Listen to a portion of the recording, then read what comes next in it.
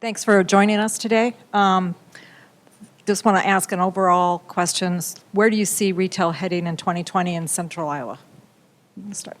Well, millennials continue to be the largest generation, and when polled, 72% said that they would rather have an experience than, buying stuff. And so I think we're going to see the experiential retail trend continue. Retailers have been using loyalty data for a number of years now, so that trend will continue to really understand who their customer is and what their shopping habits are.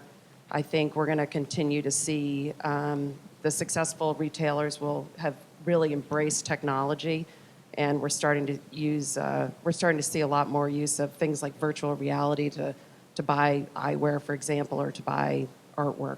Mm-hmm. And I think on the big box retail, we're starting to see storefronts within those retailers, like Von Maur, for instance, open Tory Burch, and I think we'll start to see more of those. Great. Steve? I read the other day that there is currently about 22.5 square feet of retail space for every man, woman, and child in the United States. You think about that, that's a lot of retail space. It's one of the reasons that I think you see a lot of big box stores that are vacant today, a lot of big box open air shopping center stores. There's just too much retail space. And I think it's going to take, I think 2020 is going to be a year, again, of absorption.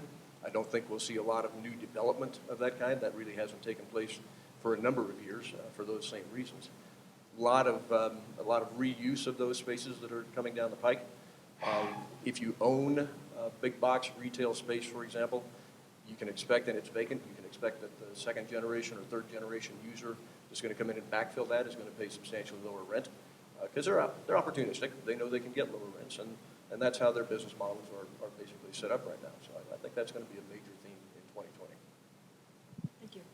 Yeah, no, I think that's absolutely true, and I think the retailers who really understand how the customer is interested in interacting with them have really come up with a successful omni-channel strategy, which is meeting your customer where they want to be met, when they want to be met, be that at midnight in their bunny slippers or, shopping online and picking it up in the store on your way home, or simply coming into the store and finding what you need. So I think those are the retailers. You look at Target, that's made huge investments in their physical brick and mortar stores because they see them more and more as distribution centers.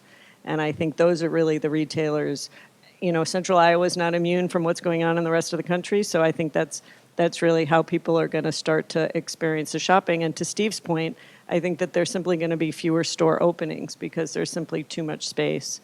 And so you're going to see a reabsorption of that space into other uses.